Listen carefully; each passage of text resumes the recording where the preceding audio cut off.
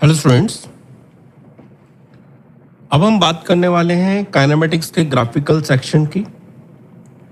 इससे just before video में हमने बात करी थी कि एक इंट्रोडक्शन, स्ट्रेट लाइन, पैराबोला किस तरह से बनेंगे, इंक्रीजिंग स्लोप कैसा होगा, डिक्रीजिंग स्लोप किसको बोलेंगे, कांस्टेंट स्लोप किसको बोलेंगे एंड सो ऑन। अभी हम लोग ऐसा कहते हैं कि लेट से आपको ना कोई एक पोजीशन दी जाती है। पोजीशन का मतलब हो गया कि मैं आपको एक x का इक्वेशन दे दूं। अभी मैं एक बार इक्वेशन से मैच करा रहा हूं, फिर मैं इसको ग्राफ के साथ मैच करूंगा और आपको कहते हैं कि वेलोसिटी पता करके बताएं। तो वेलोसिटी पता करने के लिए हम इस पोजीशन का डिफरेंशिएशन करते हैं, मतलब dx/dt करते हैं और जिससे हमें वेलोसिटी मिल जाती है। फिर हम कहते हैं अगेन आपको एक वेलोसिटी दी जाती है और आपको कहा जाता है एक्सेलरेशन बताएं। तो एक्सेलरेशन पता करने के लिए हम इस वेलोसिटी का फिर से डिफरेंशिएशन करते हैं और डिफरेंशिएशन करके हम लोग एक्सेलरेशन पता कर लेते हैं। तो इसका मतलब अगर मैं x की इक्वेशन दूं वेलोसिटी पता करने के लिए, आप उसका डिफरेंशिएशन करेंगे। वेलोसिटी की इक्वेशन दूं एक्सेलरेशन पता करने के लिए, आपने उसमें डिफरेंशिएशन कर देंगे।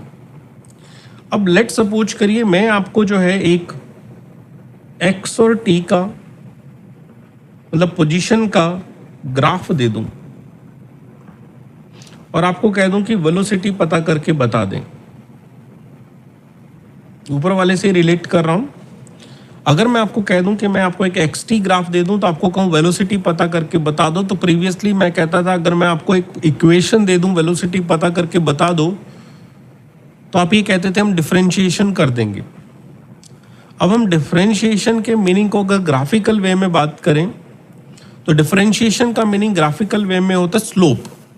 तो आप क्या करेंगे, यहाँ पे ना स्लोप पता करेंगे xt ग्राफ की, जिससे आपको एक वेलोसिटी मिला करेगी। तो जिस पॉइंट पे आपको वेलोसिटी पूछा जाएगा वहाँ पे हम टेंजेंट मार्क करेंगे। टेंजेंट मार्क करने के बाद उसकी स्लोप पता करेंगे और वो हमें वेलोसिटी दे देगी। ये हुआ हमारा फर्स्ट पार्ट, पोजीशन से वेलोसिटी तक आने का। फिर हमने लिखा अगर वेलोसिटी मिलेगा डिफरेंशिएशन करेंगे, एक्सेलरेशन मिलेगा। अब उसे ऐसे समझे कि वेलोसिटी और टाइम का मैं आपको ग्राफ दे दूं और आपको ये कह दूं कि मुझे एक्सेलरेशन चाहिए, तो आपने फिर से वेलोसिटी का डिफरेंशिएशन से एक्सेलरेशन मिलता है और डिफरेंशिएशन को हमने स्लोप बोला है।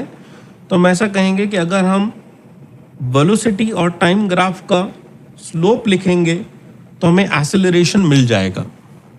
तो ये आपके पास हुआ कि अगर हम डिफरेंशिएशन से कोई डेटा फाइंड आउट करते हैं, वही डिफरेंशिएशन वाला डेटा अब हम स्लोप से फाइंड आउट क्या करेंगे। This is the first part of the graph जो कि हम यूज करने वाले हैं, कि जब भी डिफरेंशिएशन का यूज आया था उसको हमने अब स्लोप से कन्वर्ट कर दिया। सेकेंड लेवल पे आते हैं। कभी हमें एक्सेलरेशन दे दिया गया, let's say you are having the equation of acceleration और आपको क्वेश्चन ने कहा कि आप वेलोसिटी पता करके बताएं। तो हम क्या करते हैं, एक्सेलरेशन का टाइम के रेस्पेक्ट में इंटीग्रेशन करते हैं और एक्सेलरेशन का जब टाइम के रेस्पेक्ट में इंटीग्रेशन करते हैं तो हमें जो यहाँ पे जो है चेंज इन वेलोसिटी मिल जाता है। रिपीट, चेंज इन वेलोसिटी मिल जाता है। फिर से अगर कहें कि हमें एक वेलोसिटी की इक्वेशन दे दी जाए और अगर हम उसे इंटीग्रेट कर दें तो हम कहते हैं चेंज इन पोजीशन मिल जाता है, या फिर हम कह सकते हैं डिस्प्लेसमेंट मिल जाता है। तो डिस्प्लेसमेंट को फाइंड आउट करने का तरीका हो गया वेलोसिटी का इंटीग्रेशन और change in velocity find out का तरीका हो गया इंटीग्रेशन ऑफ एक्सेलरेशन। अब आप इंटीग्रेशन जो आपके पास था, जिसको हम डेफिनेट इंटीग्रेशन कहते हैं,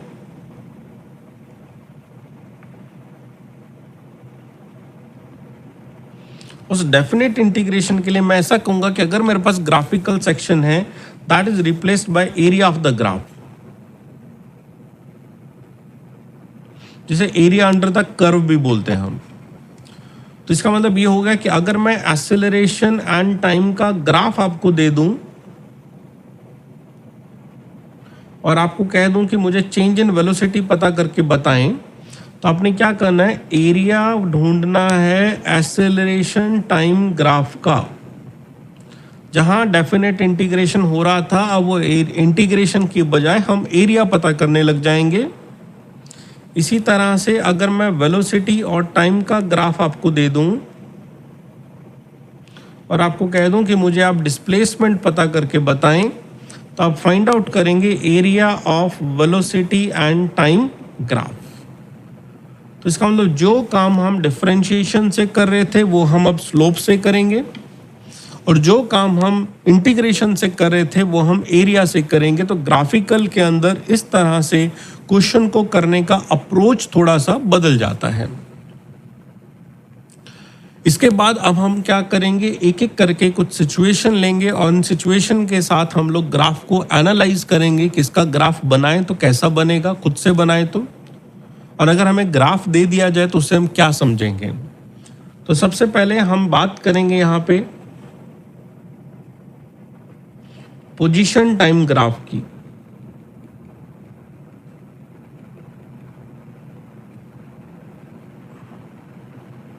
जिसे आप एक्स एंड टी ग्राफ कह सकते हैं।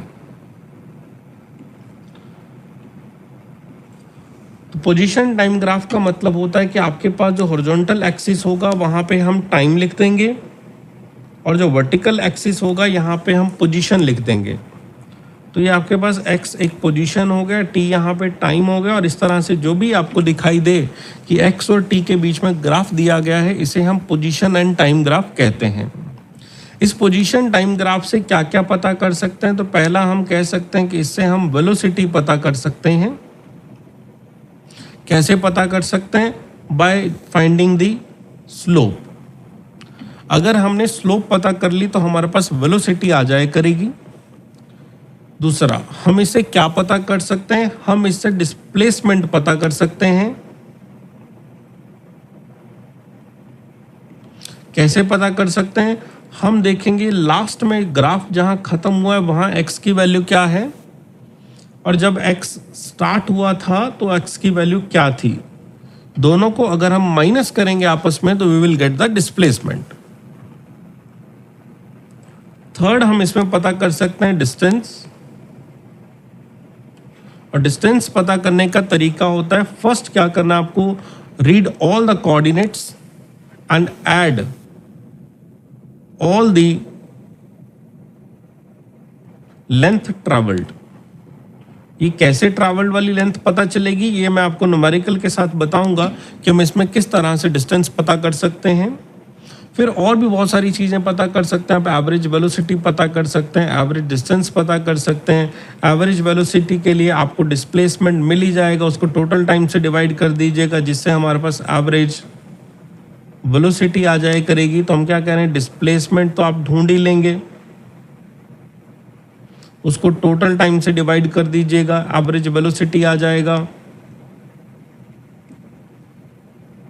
एवरेज स्पीड कैसे पता करेंगे, तो हम कहते हैं डिस्टेंस तो हम पता कर ही सकते हैं, उस डिस्टेंस को टोटल टाइम से डिवाइड करेंगे जिससे हमारे पास एवरेज स्पीड आ जाएगा, एंड सो ऑन। बहुत सारी चीज़ें हम धीरे धीरे इसमें पता लगा सकते हैं।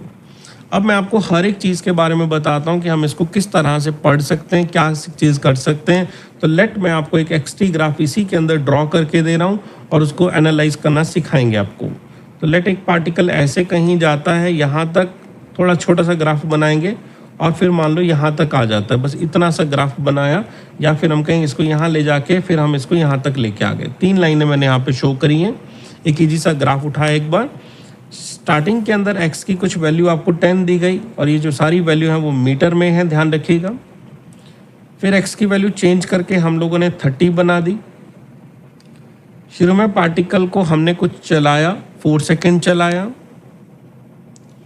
फिर इस पार्टिकल को थोड़ा सा हम लोगों ने 2 सेकेंड और चलाया, जिससे टोटल टाइम 6 हो गया, एंड फाइनली इस पार्टिकल को हमने 4 सेकेंड और चलाया, जिससे टोटल टाइम 10 सेकेंड हो गया। तो ये हमारे पास एक मोशन आपके पास आई ग्राफ की। अब ग्राफ को क्या पढ़ते हैं, फिर से एक बार ग्राफ पढ़ना सीखें। इस पॉइंट के बारे में अगर बात की जाए, जिस पॉइंट को हम ए नाम दे रहे हैं, तो हम कहते हैं ये पॉइंट पे टाइम की वैल्यू जो है यहाँ से देखना है 0 है, और पोजीशन की वैल्यू है तो यहाँ देखना है 10 है। तो इसका मतलब ए पॉइंट पे पार्टिकल x इक्वल्स टू 10 पे है और t इक्वल्स टू 0 पे है। फिर हम लेट से बी पॉइंट पे आ जाते हैं। तो बी पॉइंट पे ऐसे पढ़ना है कि नीचे जाएं तो हमें 4 मिलता है, तो हम कहते हैं टाइम 4 सेकेंड हो गया है। और अगर इधर जाएं तो हमें 30 मिलता है, तो इसका मतलब पोजीशन 30 हो गई है। तो पोजीशन हमारी एक 4 से सेकेंड पे 30 दिखाई दे रही है। पोजीशन 4 सेकेंड पे 30 दिखाई दे रही है। फिर एक पॉइंट सी पे आते हैं। सी के करस्पॉन्डिंगली अगर आप नीचे मूवमेंट करेंगे तो आपको 6 दिखाई देगा, तो इसका मतलब टाइम हमारा बढ़ के 6 हो गया। लेकिन अगर पोजीशन की बात करें तो अगेन हमें 30 दिखाई देगा, तो इसका मतलब पार्टिकल फिर से 30 पे ही है। फिर हम लास्ट डी पॉइंट की बात करेंगे तो हम कहते हैं यहाँ पे टाइम हमारा 10 हो गया है और पोजीशन हमने यहाँ पे आपको भी मार्क नहीं की, लेट से 20 हो गई है। तो ये हमारे ग्राफ को रीड करने का तरीका हुआ कि हम इसमें किस किस तरह से इस ग्राफ को रीड करेंगे। तो हमने जो रीड किया, मार्किंग क्या था राउंड में, उसको मैं यहाँ से इरेज करता हूँ ताकि ग्राफ आपको फिर से एकदम क्लियर आपको दिखाई देने लग जाए। तो यहाँ पे हमारे पास ए बी सी डी हमने मार्क किया और इसकी कुछ आपको जो है वैल्यूज़ दी थी। मैंने इस ग्राफ को थोड़ा क्लीन कर दिया है ताकि आपको फिर से क्लैरिटी से दिखाई दे हमने क्या लिखा था इसमें। तो हमने यहाँ पे कुछ पॉइंट मार्क कर दिए, A B C and D, और डी पॉइंट का भी कोऑर्डिनेट आपको दे दिया 20। अब लेट से यही डेटा सारा का सारा आपसे पूछा गया है कि क्वेश्चन आप में बताएं कि आपके पास क्या वेलोसिटी है, क्या डिस्प्लेसमेंट है, क्या पोजीशन है, सब कुछ पूछा गया। तो आपको कहते हैं, क्वेश्चन कहता है कि आपको ना फर्स्ट मैं आपसे सॉल्यूशन को 1 बाय 1 स्टार्ट करता हूँ। मैं कहता हूँ आप मुझे स्लोप पता करके बताएं ऑफ लाइन।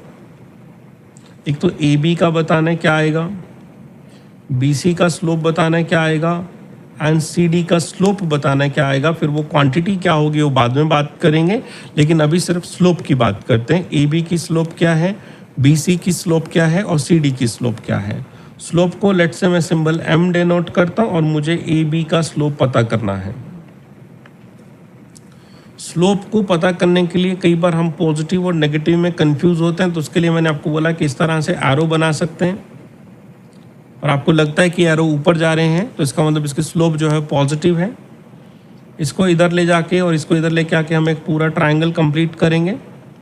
इस ट्रायंगल में ये जो आपके पास होती है वो ट्रायंगल की हाइट होती है और ट्रायंगल की हाइट आ रही है 30 माइनस 10 इज 20।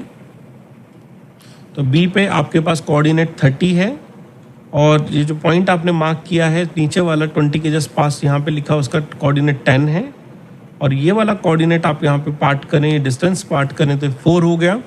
तो अगर हम कहें ए बी पे आपका स्लोप कितना आया तो वे कहते हैं हाइट हमारे पास 20 है, बेस हमारे पास 4 है, तो हमारा स्लोप जो है 5 आया है।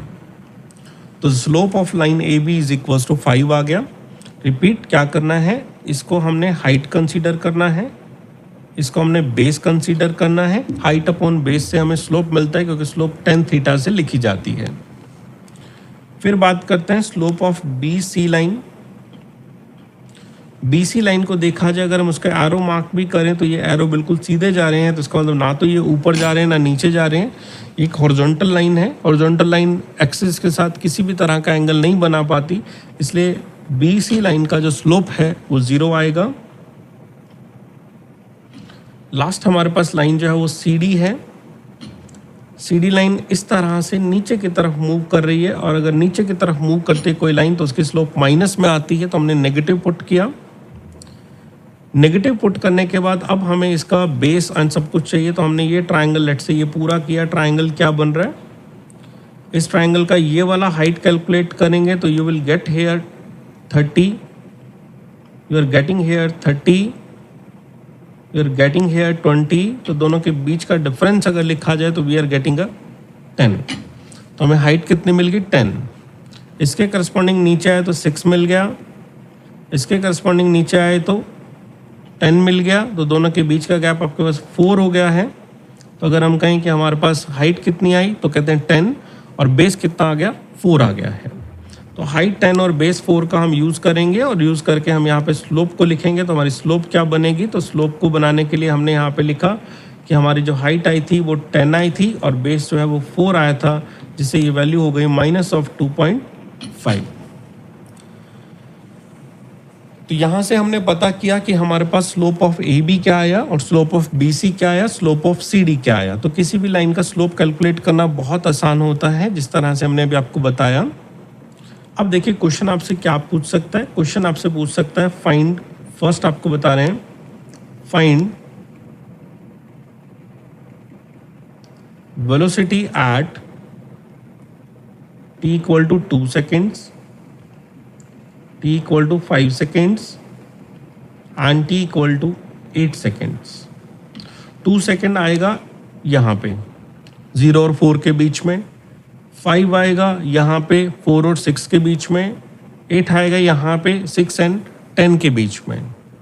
तो 0 से 4 के बीच में जो आपके पास पॉइंट आया है उसके करस्पॉन्डिंगली अगर आप देखें तो ये वाली लाइन आपको ऊपर वाली मिल रही है। तो ऊपर वाली लाइन आपके पास ए बी हो गई और ए बी का स्लोप अगर आप लिखेंगे तो वेलोसिटी आपको देगा, क्योंकि थोड़ी देर पहले हमने लिखा कि एक्स टी ग्राफ जो होता है, slope of x T graph जो होता है वो हमें वेलोसिटी देता है। तो अगर हम t इक्वल्स टू 2 सेकेंड पे बात कर रहे हैं तो 2 सेकेंड पे वेलोसिटी आपके पास जो आएगी वो ए बी लाइन की स्लोप आएगी और ए बी लाइन की स्लोप आपके पास 5 है। So you can just write as 5 metre per second. The slope at t equals to 2 second is equals to 5 metre per second. फिर क्वेश्चन ने आपसे पूछा है at t equals to 5 second बताएं कि हमारे पास स्लोप क्या आएगी। 5 सेकेंड के करस्पॉन्डिंगली हमारी जो लाइन है 4 to 5 के बीच में BC लाइन है और BC लाइन की स्लोप हमने 0 लिखी थी, इसलिए इसकी स्लोप को भी हम 0 लिखेंगे। और last at t equals to अगर 8 सेकेंड की बात करें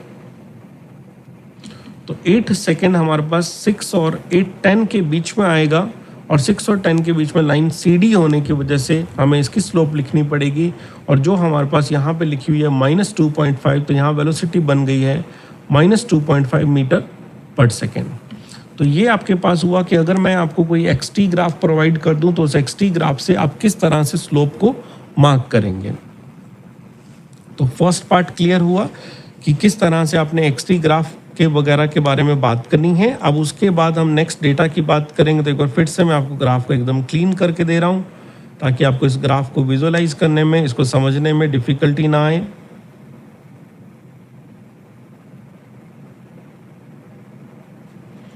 तो ये आपके पास ग्राफ था जिसके b की वैल्यू हमारे पास 4 तक थी, c की वैल्यू 6 तक थी, d की वैल्यू 10 तक थी और ये हमारे पास कुछ ग्राफ बनाया गया था।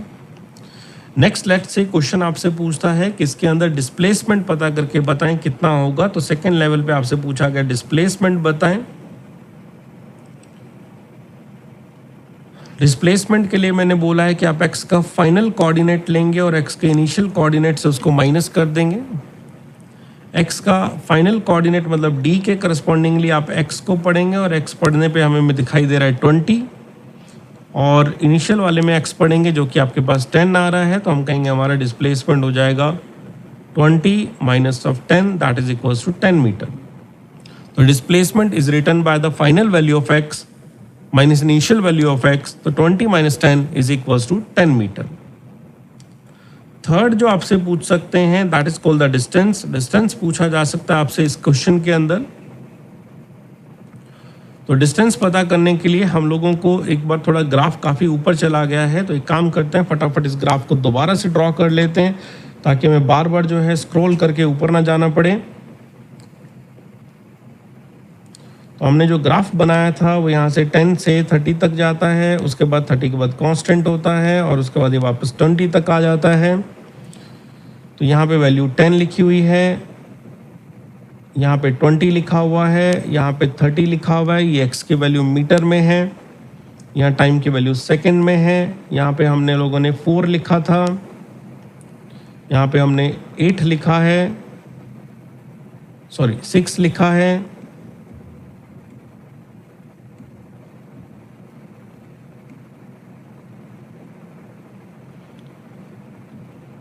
और यहाँ पे हम लोगों ने 10 लिखा है। तो ये जो 8 आ रहा है, 8 की जगह हमारे पास 6 आ रहा है। यहाँ पे हम इसको अभी इरेज करके 6 कर देते हैं। तो यहाँ पे हमारे पास 6 हो गया। अब आपसे क्वेश्चन ने पूछा था कि what is the distance, find the distance कितना आएगा। तो डिस्टेंस पता करने के लिए हम क्या कर रहे हैं, हम ये पता करेंगे सबसे पहले हमारा x का कोऑर्डिनेट क्या था, तो हम कहते हैं 10 था। उसके बाद हम कहते हैं हमारा x का कोऑर्डिनेट कितना हो गया, तो हम कहेंगे 30 हो गया। तो कोई पूछे कितना ट्रैवल किया, तो हम कहते हैं 30 - 10 ट्रैवल किया हमने। 30 - 10 का मतलब 20 मीटर ट्रैवल किया हमने। रिपीट, हमारा स्टार्टिंग x का कोऑर्डिनेट जो है वो 10 था, जो है स्टार्टिंग x का कोऑर्डिनेट 10 था, फिर हमारी लाइन ऊपर गई और हमारे पास कोऑर्डिनेट 30 हो गया, तो इसका मतलब फाइनल कोऑर्डिनेट 30 हुआ।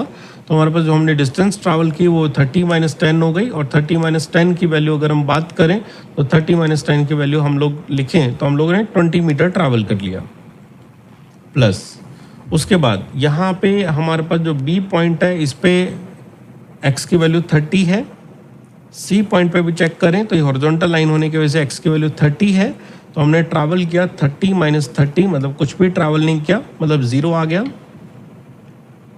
नेक्स्ट, C पॉइंट पे अगर हम x की वैल्यू की बात करें तो हमारे पास 30 है, और अगर ये D पॉइंट पे x की वैल्यू की बात करें तो ये हमारे पास 20 है। तो हमें 20 में से 30 माइनस नहीं करना, हम डिस्टेंस लिख रहे हैं और डिस्टेंस कभी नेगेटिव नहीं होती, इसलिए हमें बड़े में से हमेशा छोटे को माइनस करना है। तो बड़े में से छोटे को माइनस करें तो 30 - 20 10 हो गया। तो हम कहते हैं टोटल जो डिस्टेंस ट्रैवल करी वो कितनी आई, तो कहते हैं 20 + 10 = 30 मीटर डिस्टेंस हमने ट्रैवल कर ली है। ठीक है, रिपीट, फर्स्ट हमने क्या कहा, हमारी वैल्यू 10 से लेके 30x तक चली गई, तो हमने यहाँ पे ट्रैवल कितना किया 20 मीटर। फिर हमारी फिर से वैल्यू 30 ही रही, तो इसका मतलब हमने ट्रैवल कितना किया 0 मीटर, हमने ट्रैवल ही नहीं किया क्योंकि x कोऑर्डिनेट नहीं बदला है। फिर हमने ट्रैवल कितना किया, x = 20 तक ट्रैवल किया, तो 20 में से अगर 30 माइनस करेंगे तो माइनस आएगा, और डिस्टेंस कभी माइनस नहीं होती, इसलिए हम ऐसा कहते हैं डिस्टेंस के लिए हमेशा याद रखें बड़े कोऑर्डिनेट में से छोटे कोऑर्डिनेट को माइनस करें ताकि हमेशा पॉजिटिव आंसर आए। और डिस्टेंस कैलकुलेट हो गया, हमारे पास आ गई है 30 मीटर। तो ये हमने डिस्टेंस ट्रैवल करी। लेट्स से अगला क्वेश्चन आपसे पूछता है कि आप एवरेज वेलोसिटी और एवरेज स्पीड दोनों बता दें। तो डिस्प्लेसमेंट हम ऑलरेडी 10 मीटर ढूंढ चुके थे, डिस्टेंस हमारे पास 30 मीटर आ गई थी। तो क्वेश्चन है, अगर आपसे पूछा एवरेज वेलोसिटी बताएं, तो आप लिखेंगे हमारा डिस्प्लेसमेंट कितना आया था और टाइम कितना आया था, इन दोनों का रेशो। डिस्प्लेसमेंट हमारा 10 मीटर आया, टाइम हमने 10 सेकेंड लिया है, तो हम कहते हैं 1 metre per second is your average velocity. Question ने आपसे पूछा कि आप एवरेज एक्सेलरेशन एवरेज स्पीड बताएं। तो एवरेज स्पीड के लिए हमने लिखा कि हमारे पास डिस्टेंस कितनी आई है, और फिर हमसे पूछा गया आपने कितना टाइम कंज्यूम किया है। तो जो डिस्टेंस हमारे पास आई है वो डिस्टेंस हमारे पास थी, अभी जस्ट कैलकुलेट करी 30 मीटर, और मैं टाइम कंज्यूम किया 10 सेकेंड, तो answer is 3 metre per second is the average speed. तो डिस्टेंस अलग से कैलकुलेट किया, टाइम से डिवाइड किया, डिस्प्लेसमेंट अलग से कैलकुलेट किया, टाइम से डिवाइड किया, और average velocity and average speed हमने पता कर लिया। फिर क्वेश्चन पूछता है आपसे, इन विच पार्ट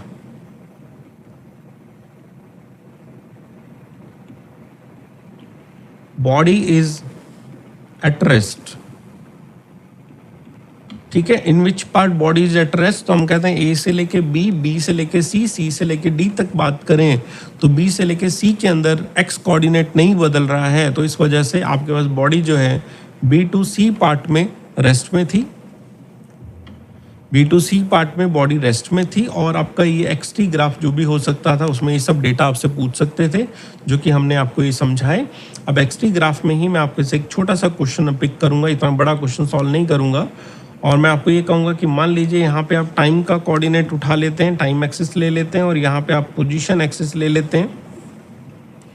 यहाँ पे हम लिखते हैं एक्स हमारे पास पोजीशन है जो कि मीटर में है, टी यहाँ टाइम में है जो कि सेकंड में है, टी = 0 से स्टार्ट किया।